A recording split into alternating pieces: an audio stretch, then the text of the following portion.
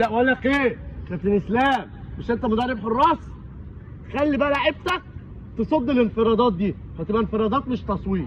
قول لهم يلا المعلومه وانا اقول للعيبه المعلومه، ونشوف الحراس هتكسب ولا اللعيبه اللي هتكسب. انت هتعمل حاجه واحده بس، مش الحارس وهو طالع لك بيعمل كده عشان ياخد التكنيك ده، قبل ما ياخد التكنيك ده هاتها يمين او شمال.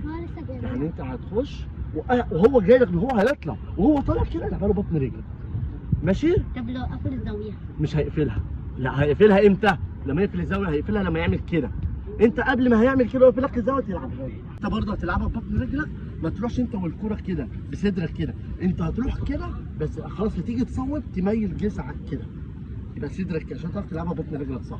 انا هديكم مثال.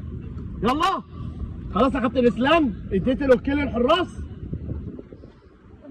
اللي يلعب يمينه يخش من هنا احسن. يلا بصوا عليا. هوب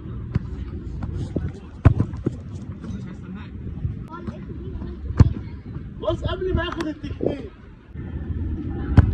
يا عاقل دلوقتي يلا شوف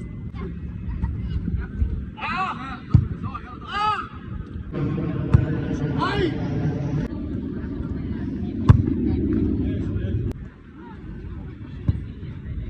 الحق مش مالك. جول جول جول.